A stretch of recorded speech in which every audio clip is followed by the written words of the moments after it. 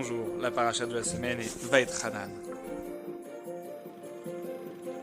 La paracha Vaït-Hanan nous parle entre autres de la mitzvah de fixer des villes de refuge.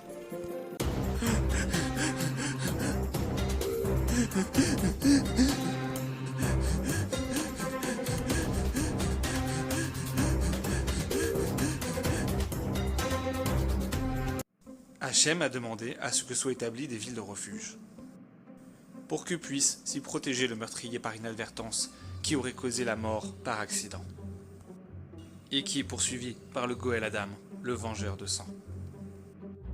Il y avait 6 villes de refuge, 3 d'un côté du Yarden et 3 de l'autre côté.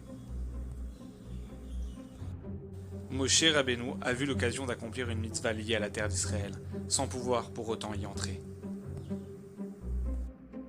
Il a donc fixé les 3 premières villes de refuge du côté est du Yarden, en sachant que ces villes ne prendraient leur fonction qu'une fois toutes désignées. La Gemara nous enseigne qu'en dehors de ces 6 villes, 42 villes de Lévi'im peuvent servir de refuge au Rotseyach, c'est-à-dire le meurtrier. Tiens, ce chiffre 42 me rappelle quelque chose. Comptez le nombre de mots qu'il y a dans notre paracha du premier paragraphe du schéma. Vous avez trouvé 42 mots.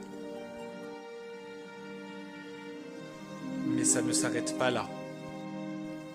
Nos sages nous enseignent que les 6 villes de refuge correspondent au premier passouk du schéma.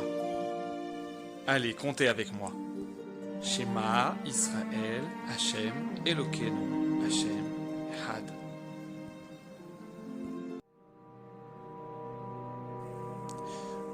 Nous apprenons de là que de même que les villes de refuge accueillaient et protégeaient le Rotseyach sans même qu'ils s'aperçoivent qu'il était déjà arrivé, de façon automatique. De même, le joug divin s'impose à nous de façon automatique et obligatoire. Et de même que pour être protégé par les 42 villes de Lévi'im, il fallait tout d'abord demander leur protection, ce qui demande une action de notre part. De même, Ve'ahavta et Hachem Elokecha, aimer Hachem de tout son cœur et de toutes ses forces, et de tous ses moyens, demande un investissement, un travail de notre part. Ainsi conclut la Gemara, le joug divin s'impose à nous, mais aimer Hachem et s'attacher à lui est le travail de toute une vie. Et il n'est jamais trop tard pour commencer. Félicitations, c'est un garçon. Waouh, Baruch Hachem, je suis heureux.